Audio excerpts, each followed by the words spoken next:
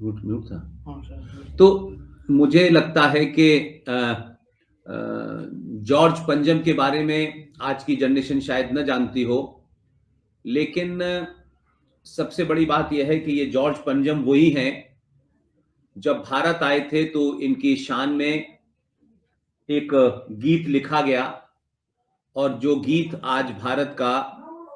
राष्ट्रीय गान बना हुआ है जिसे हम जनगण कहते हैं। जॉर्ज पंजम की जो मूर्ति थी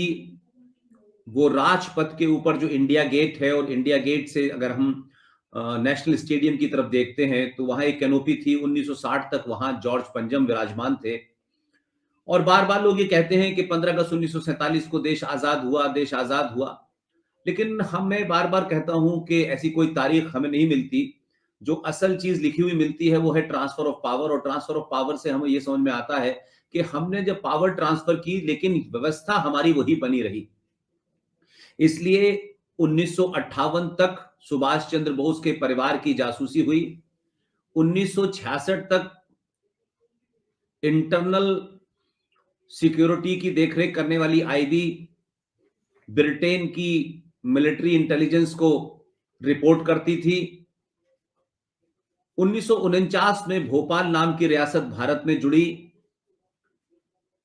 और ट्रांसफर ऑफ पावर का जो असर हमें नजर आता है वो भारत के संविधान में भी नजर आता है, यहां की नीतियों में भी नजर आता है। लिहाजा आप सोचिए कि जॉर्ज पंजम जो कि भारत में ब्रिटिश साम्राज्य को लाने वाला था, उसकी मूर्ति इंडिया गेट के सामने जो कैनोपी, जिसमें आज भारत के प्रधानमंत्री ने एक बड़ा फैसला लिया कि वहां आजाद भारत यानी संयुक्त जो भारत था, यूनाइटेड जो भारत था, उस भारत के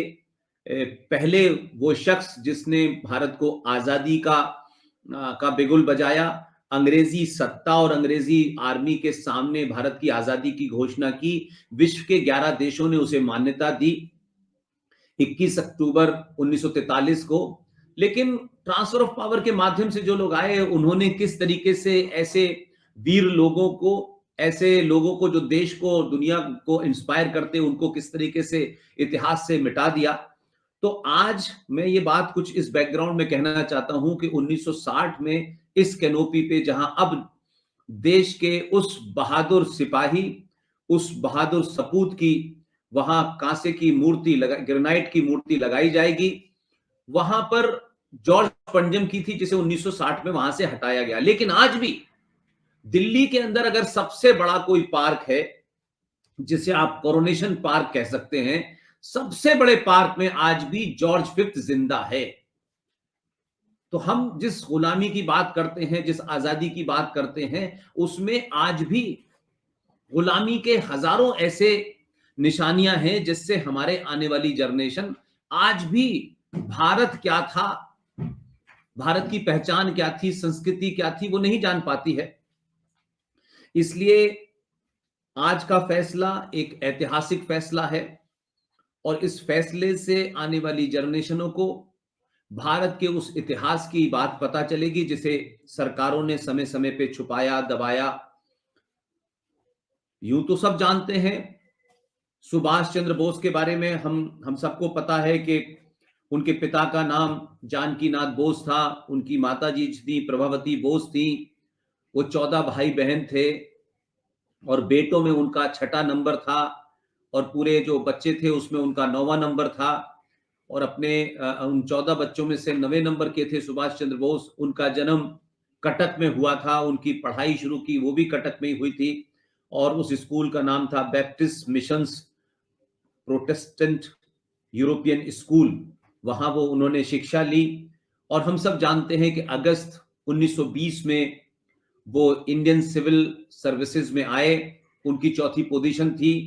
और अपने पिताजी के दबाव में, अपने पिताजी के ये कहने पे कि भाई तुम्हें कुछ पढ़ना लिखना नहीं है, तुम ऐसे ही काम करोगे, तो अपने पिताजी की उस मान को पूरा करने के लिए आईसीएस में बैठे, चौथा स्थान प्राप्त किया और फिर 1921 में आईसीएस से इस्तीफा दे करके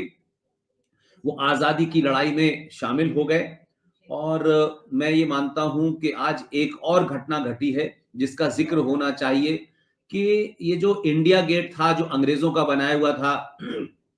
उसके नीचे ही एक अमर जवान ज्योति थी, वो ज्योति लगातार जल रही है। लेकिन आज सरकार ने एक और फैसला लिया है कि उस अमर जवान ज्योति के सामने एक बहुत बड़ा इलाका था जहां सरकार ने वॉर मेमोरियल बनाया है, और उस वॉर मेमोरियल के अंदर भी एक ज्योति जल रही थी। तो सरकार ने इस अमर जवान ज्योति को अब वहां से समाप्त करके उस ज्योति का, जो अमर जवान ज्योति थी, उसका विलय करके अब वो जो नेशनल हमारा वॉर मेमोरियल है, अब वो वहां पर उसको साथ उसमें उसका विलय कर दिया गया है। तो सबसे बड़ी खुशी की बात यह है कि हमने सुभाष चंद्र बोस को नहीं देखा, हमने सरदार पटेल को नहीं देखा, लेकिन आज हम इस बात से खुश हैं कि आज हमने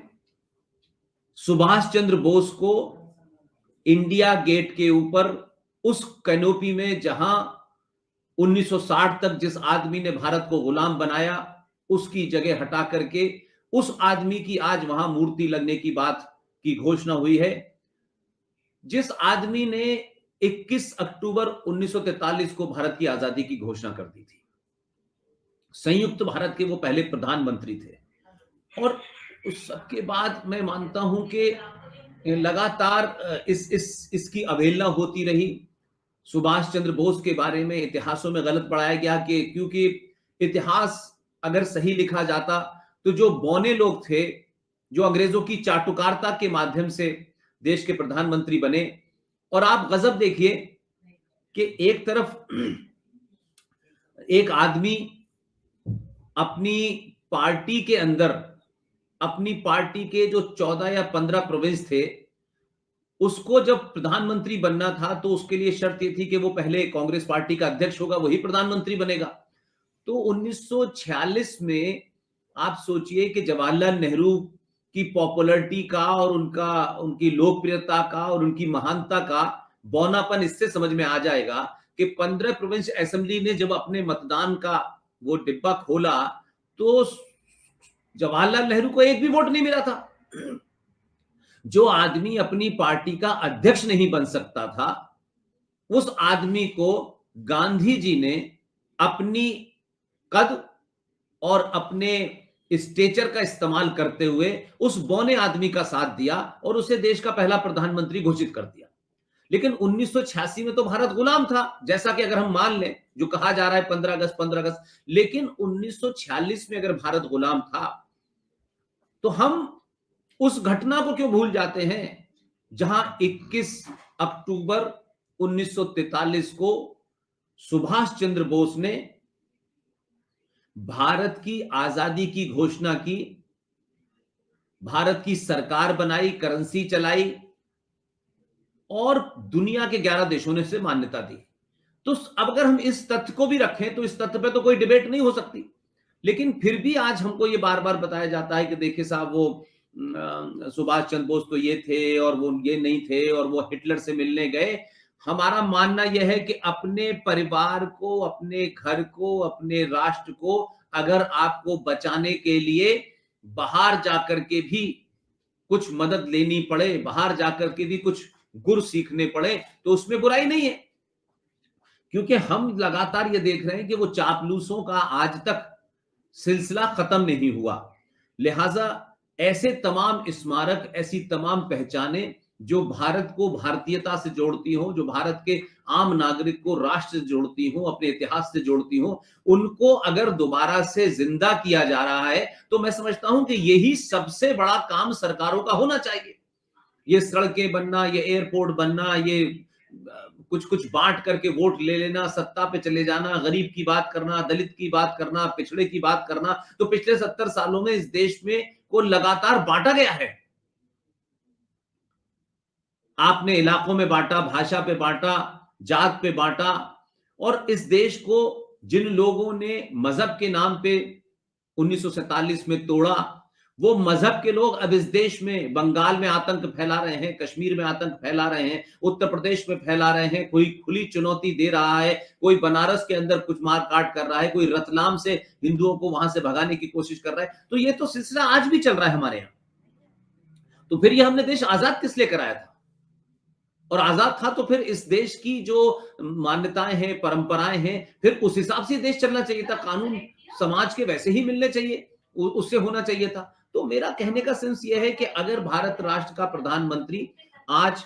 धारा 370 को हटाता है, 35A को हटाता है, अयोध्या में जाके राम मंदिर की नींव भी रखता है, केदारनाथ में जाकर के आदि शंकराचार्य की मूर्ति भी लगाता है, और काशी के अंदर उस औरंगजेब जैसे इस्लामिक जिहादी की छत्र छाया से बाबा विश्वनाथ को आजाद कराने की कोशिश करता है, तो क्या हमें ऐसे लोगों के बारे में अच्छी राय नहीं रखनी चाहिए? मैं शुरू से एक बात कहता रहा हूं कि सरकारें आएंगी जाएंगी, पार्टियां आएंगी जाएंगी, अपनी जगह है, लेकिन अगर कोई राष्ट्र को बचाने या राष्ट्र की खोई हुई पहचान को स्थापित करने में लगा हुआ है, तो ना मैं उसमें इंटरेस्टेड हूं कि उसकी पार्टी क्या है, उसका नाम क्या है, उसकी जाति क्या है, वो कोई भी हो। तो आज ये बड़ा दिन जो आज हम देख पा रहे हैं, उसके पीछे मेरे बुजुर्ग और पिछले 6-7 साल से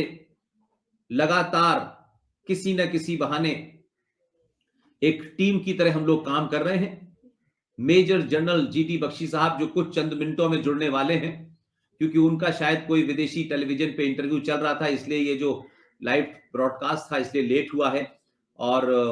बख्शी साहब लगातार कह रहे थे कि मैं 10 मिनट में या 15 मिनट में आ रहा हूं, लेकिन मुझे लगा वो लंबा चलेगा, तो शायद खत्म होने वाला है। और तो वो मेरा ख्याल है कि 1-2-4 मिनट में जुड़ने वाले हैं। तो बख्शी साहब की जेर क़यादत में, यानी उनके नेतृत्व में या उनकी लीडरशिप में, हम लोगों ने ये मुहिम चलाई कि किसी भी तरीके से भारत का जो राजपथ है, जो कि राजा किंग को रिप्रेजेंट करता है, इसका नाम बदला जाना चाहिए, क्योंकि राजा तो चले गए, अब तो इस देश में प्रधानमंत्री होता है, तो फिर ये राजपथ क्यों कहलाता है? तो राजपथ का नाम बदला जाना चाहिए। और ये जो कैनोपी जहां जॉर्ज पंजम की मूर्ति लगी थी 1960 तक, वो अब खाली पड़ा हुआ था, तो वहां ये हम लोगों की पूरी एक मुहिम थी, जिसमें मेजर जनरल जीडी बख्शी इसको लीड कर रहे थे, सुशील पंडित इसमें शामिल थे, कर्नल RSN सिंह साहब शामिल थे जो मेरे गुरु भी हैं, हमारे साथी हैं, युवा हैं, बेहतरीन इंसान हैं और बेहतरीन जर्नलिस्ट हैं, और जितनी खोज और जितनी तथ्यात्मक, जिसे फैक्चुअल कहते हैं, मैं समझता हूं रिसर्च अनुज धर साहब ने की है, वो कल हमारे साथ रहेंगे 6 बजे और एक दूसरे डायमेंशन पे बात करेंगे। तो अनुज धर साहब हैं, प्रोफेसर कपिल कुमार हैं, जिन्होंने लगातार कई किताबें लिखी और अभी भी उनकी लेटेस्ट किताब आने वाली है। तो ये तमाम सारी चीजें से लगता है, कहते हैं कि मैं इन सबको मुबारकबाद देता हूं कि इन लोगों ने किस तरह से जोड़ा और किस तरीके से वो आ गए। मेरे खास बख्शी हेलो। साहब जुड़ गए हैं। आप बहुत बहुत